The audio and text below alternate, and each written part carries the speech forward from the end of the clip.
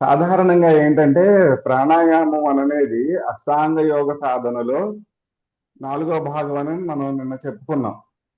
యమ నియమాలు వీటి గురించి చెప్తూ చివరిలో మనకి సమాధి స్థితి పొందాలని అంటే ఉన్న 8 అంగాలలో 7 అంగాలు చాలా ముఖ్యమైనవి. అయితే వైదిక ప్రాణాయామంలో ఏంటనంటే పరమోన్నతము పరమోత్కృష్టము అయినటువంటి మన గాయత్రి మంత్రంతో చేస్తాం ఇది. ఈ గాయత్రి మంత్రాన్ని మన శ్వాసని రెండింటినీ కలిపేసేసి ఈ ప్రాణాయామం చేయటం వలన మన శరీరంలో అంటే హ్యూమన్ బీయింగ్ లో ఏముంటదని అంటే మామూలుగా మనిషి అని అంటే ఆ మన సనాతనంలో బాగా డెప్త్ వినపడుతుందమ్మా. క్లారిటీగా ఉంది. సనాతన ధర్మంలో మనం బాగా లోపలికి అంటే కొంచెం డీప్ గా కనుక లోపలికి వెళ్ళి పరిశోధన చేశామని అంటే అక్కడంతా అణువులమయం ఉంటది మొత్తం అంతా. ఈ అణువులమయం వల్ల ఏమవుతుందని అంటే ఈ క్లాసిఫికేషన్స్ ఉన్నాయి మనకి. దీనివల్ల ఏమవుతుందని అంటే మనకి మన లోపల ఉన్నటువంటి కామ క్రోధ లోభ మోహ మదమాత్సర్యాలు అనేవి ఈ అణువులతోటి మిళితమైపోయి ఉంటాయి. వీటిని మనం విభజించలేం. ఏ మనిషికి అయితే ఏ తాలూకు తత్వం ఎక్కువైతే ఉంటుందో మామూలుగా మనిషి నిర్ణయం అయ్యేది 27 తత్వాలతో అని అంటారు యోగ శాస్త్రం ప్రకారం. ధర్మశాస్త్రం ప్రకారం అయితే 25 తత్వాలే మనకి ఉండేది. ఈ గాయత్రి మంత్ర జపం ఎప్పుడైతే మనం శ్వాస తోటి కలిపి మనం చేయటం మొదలు పెట్టామో వెంటనే మన శరీరంలో ఉన్న అణువుల్లో ఒక పరివర్తన రావడం మొదలు పెడుతుంది. అంటే దీనికి యోగ శాస్త్రం ప్రకారం కానీ లేకపోతే మన ధర్మశాస్త్రం ప్రకారం కానీ లేకపోతే వేదం ప్రకారం కానీ ఏం చెప్తారని అంటే గాయత్రి మంత్ర ఉపాసన ఎప్పుడైతే మనం మొదలు పెట్టామో అతను కటికివాడు అని అంటారు. అంటే ఏంటి, జంతువుల్ని చంపి వాటి చర్మాన్ని తీసి అమ్మి ఒక వృత్తి. అది మీకు నేను ఇంతకుముందు ఒకసారి కూడా చెప్పాను, మృగవ్యాధుడు అనే ఒక కథ చెప్పాను. ఆ మృగవ్యాధుడి దగ్గరికి వ్యాస మహర్షి యొక్క కొడుకు అయిన సుఖ మహర్షి వెళ్ళి జ్ఞానం నేర్చుకొని వస్తాడు. వ్యవహారిక లౌకిక జ్ఞానం నేర్చుకొని వస్తాడు. అయితే ఇప్పుడు మనం ఈ శ్వాసని ఎప్పుడైతే గాయత్రి మంత్రంతో అనుసంధానం చేశామో మన శరీరంలో మనకు తెలియకుండా చాలా ఒక మనిషి అయినా గాయత్రి మంత్ర జపం చేస్తూ ఉంటే ఒక్క రోజుకే మనం అంటే వీళ్ళంటారు మంత్రాలకి చింతకాయలు రాలుతాయనని. కాదు, క్రమక్రమంగా చాలా మార్పు వచ్చేసేస్తుంది. ఇప్పుడు మంత్ర జపం చేస్తాము, మంత్ర జపం చేసామని అంటే ఏంటి అర్థం, మంత్రానుష్ఠానం ఎప్పుడైతే మనం మొదలు పెట్టామో మంత్రదేవత రెండు ఏకీకృతం అవుతా ఉంటాయి క్రమక్రమంగా. సరే, అప్పుడు ఏమవుతుంది అంటే మనం ఎప్పుడైతే మనలో ఉన్న అరిషడ్ వర్గాలు ఎప్పుడెప్పుడైతే అవి నిదానంగా మన సాధనకి పనికొచ్చేటట్టుగా తయారవుతాయో అప్పుడు మనకి భగవద్ అనుగ్రహం కలుగుతూ ఉంటది. ఒక్కొక్క మెట్టు వెళ్తూ ఉంటాం. ఇదంతా ఒక్క రోజులో జరగదు. ఏదైనా కానీ నిదానంగా క్రమక్రమంగా జరుగుతూ ఉంటది. అందుకనే మనం ఏమనంటారంటే మంత్రశాస్త్రంలో ఏదైనా సరే ఒక్క రోజులో ఏది జరగదు, దీనికి కొన్ని జన్మలు పడతాయి.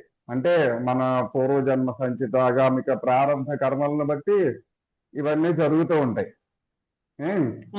క్లుప్తంగా నిన్న మాట్లాడుకున్న దానికి కొంత చెప్పాను. ఇంకా ఎక్కువ మాట్లాడుకోకుండా మనం ప్రాక్టీస్ లోకి వెళదాం. ఇప్పుడు ఇది ముక్కు ఉంది కదా, ఇక్కడ ఈ ముక్కు తర్వాత కొంచెం వెనక్కి కొంచెం ఒక చిన్న గుంట ఉంటది ఎవరికైనా మనకి మామూలుగా. ఇది ఉంగరం వేలు, ఇది బొటన వేలు. ఈ రెండిటితోనే మనం ఉపయోగించాలి. ఇలాగా ఇది కుడి ముక్కు మూసి అంటే ఊరికినే కొంచెం లైట్ గా అలా టచ్ చేసినట్టుగా ఉంటే చాలు. ఎందుకనంటే అక్కడ మరీ ఎక్కువ ఒత్తిడి కనుక పెట్టామంటే అక్కడ మనకి 2 నాడులు ఉంటాయి. ఆ నాడులకి సంబంధించిన వ్యతిరేక ఉద్దీపనం జరుగుతుంది అని అంటారు శాస్త్రంలో. కాబట్టి కొంచెం లైట్ గా అలాగా మూసి ఫస్ట్ ఎడమ వైపు ముయ్యాలి. మూసి కుడి దీంతో గాలి పీల్చుకోవాలి నెమ్మదిగా. మొట్టమొదట్లో మాత్రం నిదానంగా ఎప్పుడు చేయకండి.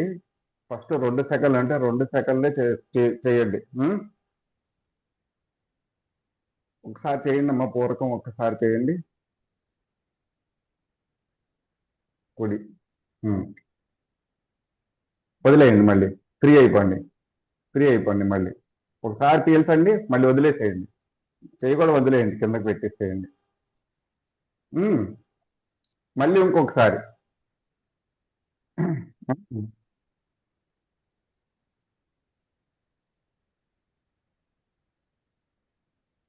మళ్ళీ ఇంకోసారి.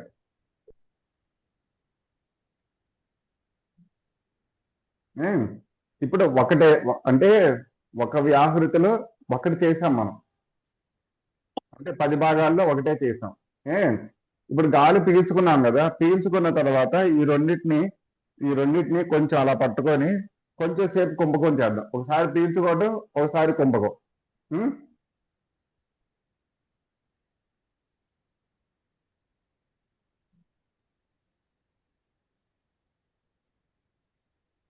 వదిలేయండి. ఇప్పుడు ఒకసారి పీల్చుకున్నాం, ఒకసారి కుంభకం చేసాం. ఇది ఒక 2-3 సార్లు చేద్దాం. ఏకవారం త్రూ.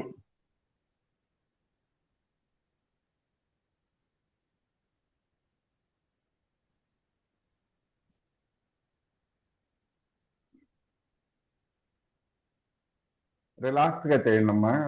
శరీరం బిగించొద్దు, ఫ్రీగా ఉండాలి. శరీరం అంటే సడలింపు అని అంటారు కదా, అట్లాగా ఫ్రీగా ఉండాలి. మళ్ళీ ఇంకొకసారి చేద్దాం. ఒకసారి గాలి పీల్చుకుందాం, మళ్ళీ ఒకసారి అంటే ఒకసారి పూరకం, ఒకసారి కుంభకం చేద్దాం.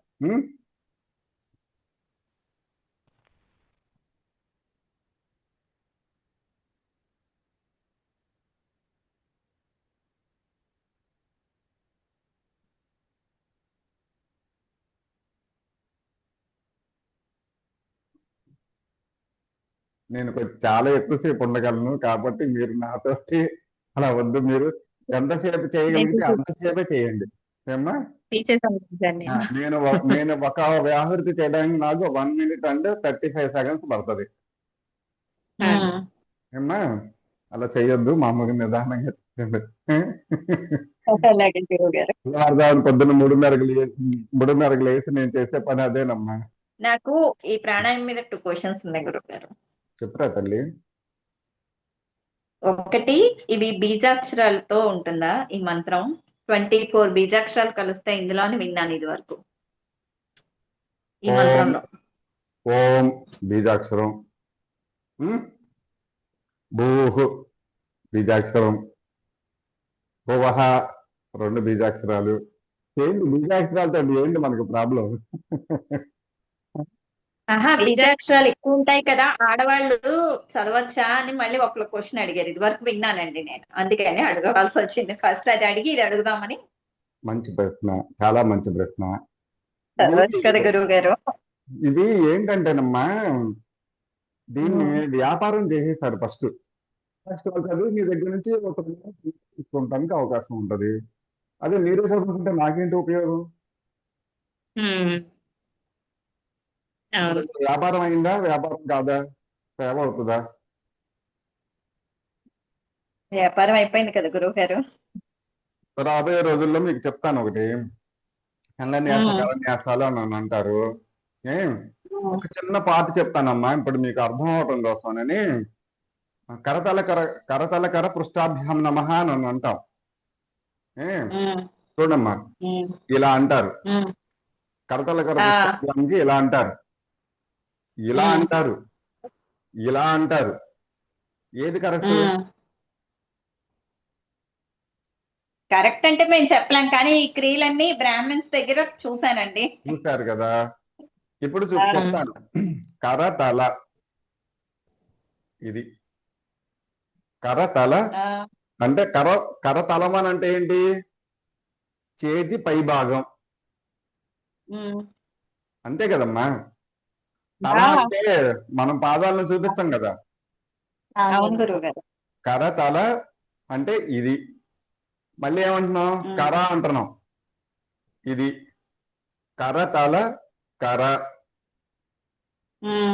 పృష్టాభ్యాం. పృష్ఠం అని అంటే ఏంటి? వెనక. ఆ, మనము ఆహా ఆ, అక్కడ ఏముందో అది చదివితేనే చాలు, మనకి అర్థమైపోతుంది పూర్తిగా. ఉం? అదే గురుగారు. ఒకసారి గాలి పీల్చుకోవటం, ఒకసారి ఆ, బిగించి ఉంచటం. అంటే ఒక పూరకం, ఒక కుంభకమే చేస్తున్నాం, కానీ 2 కుంభకాలు చేయాలి తర్వాత తర్వాత. ఉం? ఓకే. అదేలేండి.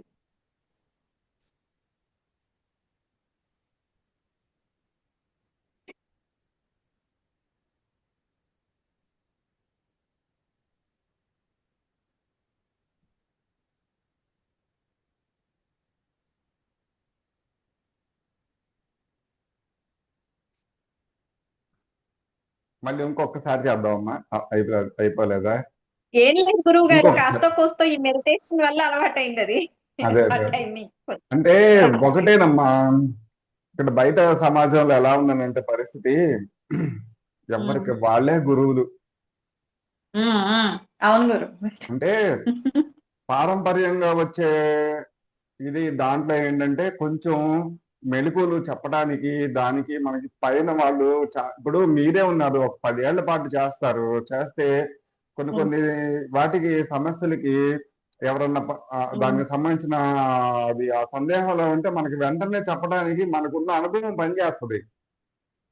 అంతేలేండి. ఏం లేదు, ఏదో ఒక కోర్స్ చేస్తారు, అందులో వర్షమే ఇంకా బయట ఉన్న ఈ 4-5 పుస్తకాలు చదువుతారు, చదివిన తర్వాత ఇంకా వెంటనే మొదలు పెట్టేసేస్తారు. ఉం? అది అలా ఉంది పరిస్థితి. ఇంకొకసారి చేద్దామమ్మా. ఏంటిది రికార్డ్ అవుతుందా అవ్వట్లేదా?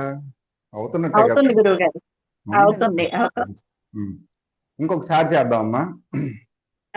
సరే గురు.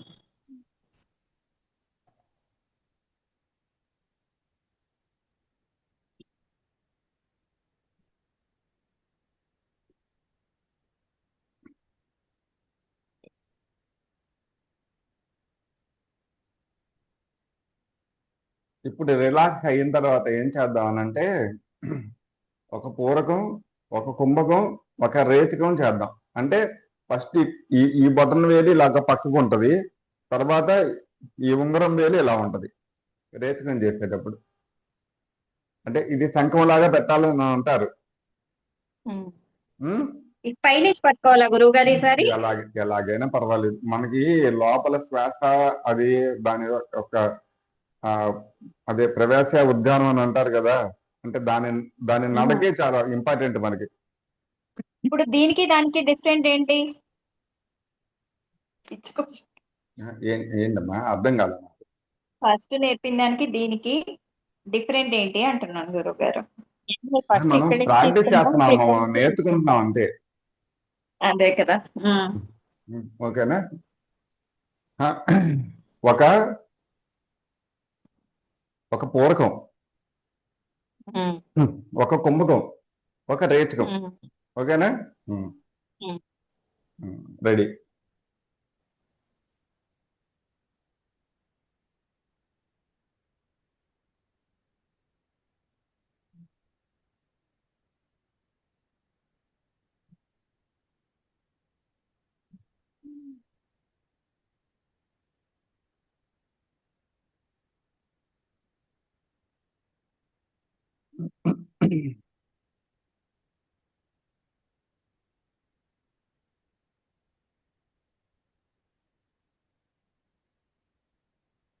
మళ్ళీ నువ్వు ఇంకొకసారి ఎక్కువసేపు అయిపోయిందంటే కాదు, అంటే ఏది స్టార్టింగ్ లోనే వద్దానమ్మా. అంటే ఇప్పుడు మనం మంత్రంతో కూడా కలిపి చదవాలి కదా, అప్పుడు టైం ఏదో కరెక్ట్ ఉంటుంది గా కదా, టైం సామెత మెయింటెనెన్స్ ఏదో అవుతుంది కదా. ఉంటుంది కదా, ఏదో ఏమ్మా? కుప్పిగింతలని, ఏదో సామెత ఉంటది కదా, దేని ముందో కుప్పిగింతలని, అందుకు నేను భయపడుతున్నా గురువు గారి ఏవద్దురా, గురించి. ఏవద్దు, ఊరికి సరదాగా అన్నా.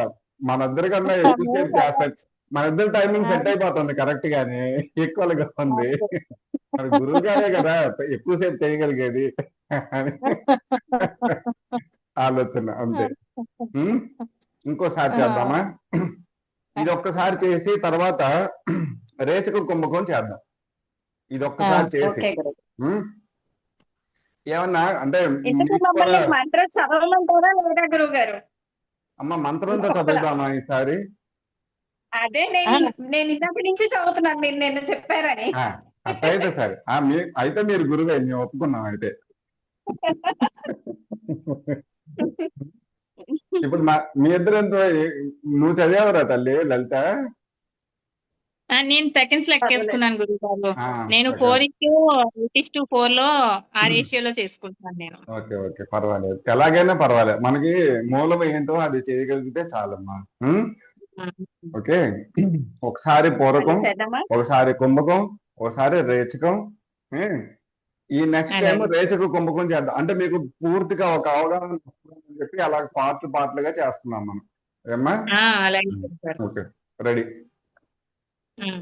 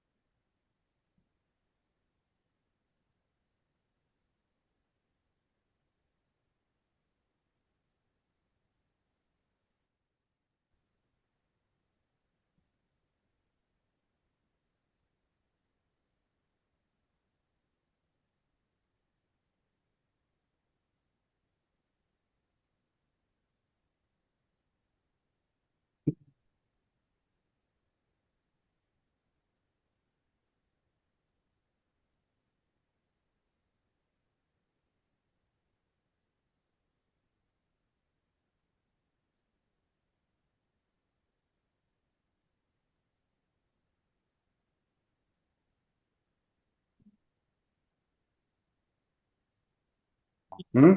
ఇప్పుడు ఊపిరి రేచక కుంభకం. ఇప్పుడు హోల్డ్ రేచక చేయడం కష్టం అవుతుంది గురుగారు. ఏమ్మా? ఊపిరిని 8 మహా అయితే 10 సెకండ్స్ లోపే హోల్డ్ చేయగలను. అంతకు మించి హోల్డ్ చేయడం కష్టం అవుతుంది. అంటే నెమ్మదిగా పెరుగుతుందమ్మా అది. సరేనా? ఉమ్. అంటే ఇది ఒక్క అంగం చేసేటప్పుడు, అంటే ఒక భాగం ఇంకో భాగం ఇంకో భాగం చేసేటప్పుడు బాగానే ఉంటది, కానీ అది మళ్ళీ రివర్స్. ఉమ్. అంటే అనులోమం చేసి మళ్ళీ విలోమం చేస్తాం కదా, చేసినప్పటికీ ఉమ్. అప్పటికి మనకి శక్తి చాలినట్టు అయిపోతుంది. అది మరి అంటే ఇంకా నిదానంగా, వీలైనంత వరకు నిదానంగా చేయాలి కదా. అవును గురుగారు. అందుకని అప్పుడు మళ్ళీ ఎక్కువ వద్దనని నా భావం, అందుకోసం నేను ముందుగా హెచ్చరిస్తున్నాను, అంతేనమ్మా, ఏం లేదు.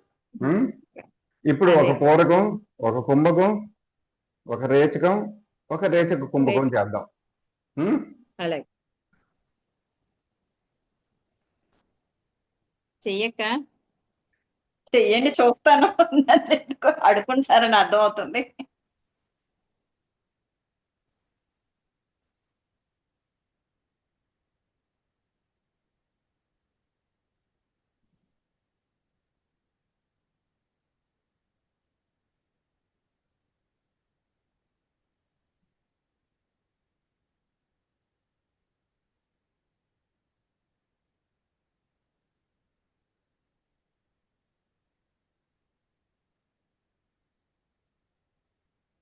మూడు, నాలుగు చేశానమ్మా నేను ఇప్పుడు.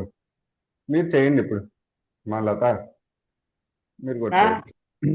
ఒక పూరకం, ఒక కుంభకం, పూరక కుంభకం, ఒక రేచకం, ఒక రేచక కుంభకం చేయండి. ఓకే. ఉం.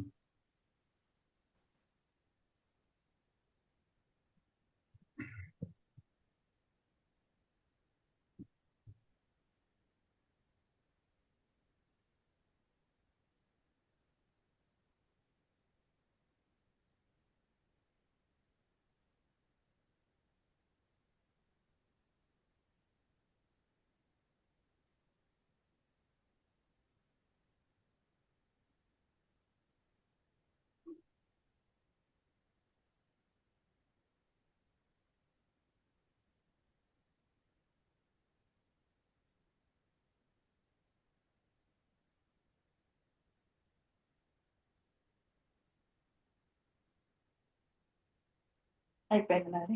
ఓకేనమ్మా. లేకపోతున్నాను. ఆ? ఏమ్మా, ఇప్పుడు కష్టం అనిపించిందా?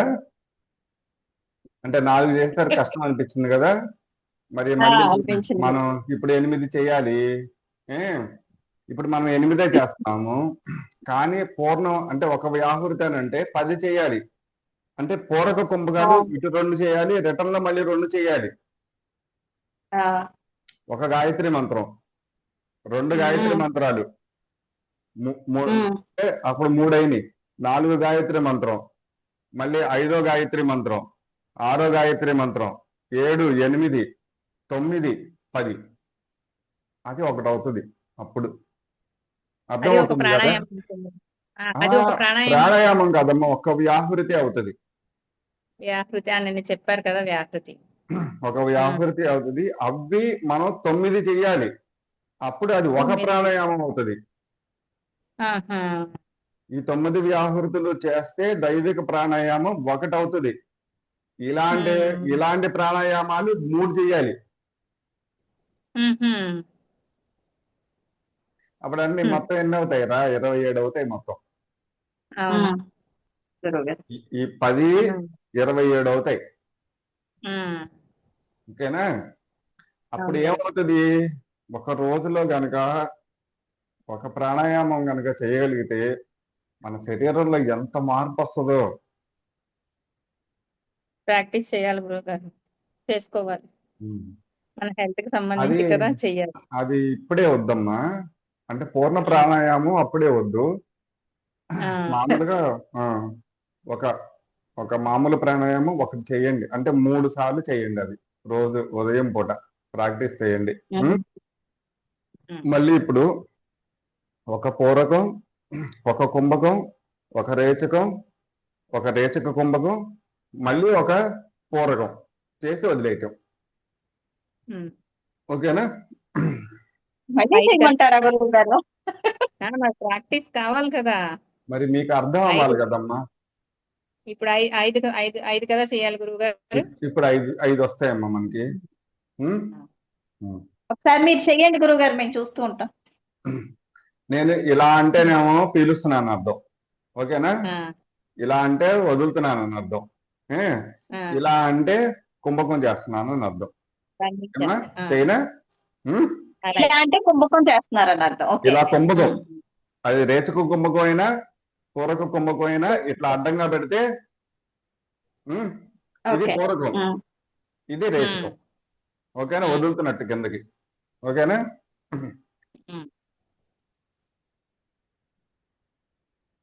మీరు కనపడట్లేదు, లలిత కనపడుతుంది నాకు. పక్కకి జరిగితే కనిపిస్తారు. ఓకే.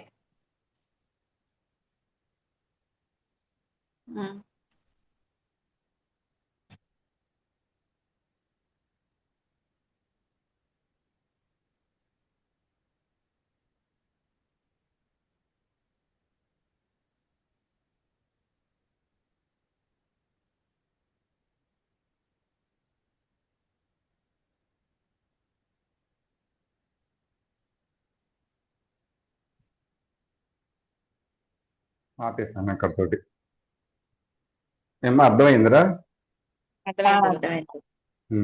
అట్లాగే ఈ కుంభకం తర్వాత ఇప్పుడు ఇది పూరకం చేశాం కదా, పూరకం తర్వాత మళ్ళీ కుంభకం చేసి మళ్ళీ రేచకం చేయాలి, రేచకం చేసి మళ్ళీ రేచక కుంభకం చేయాలి.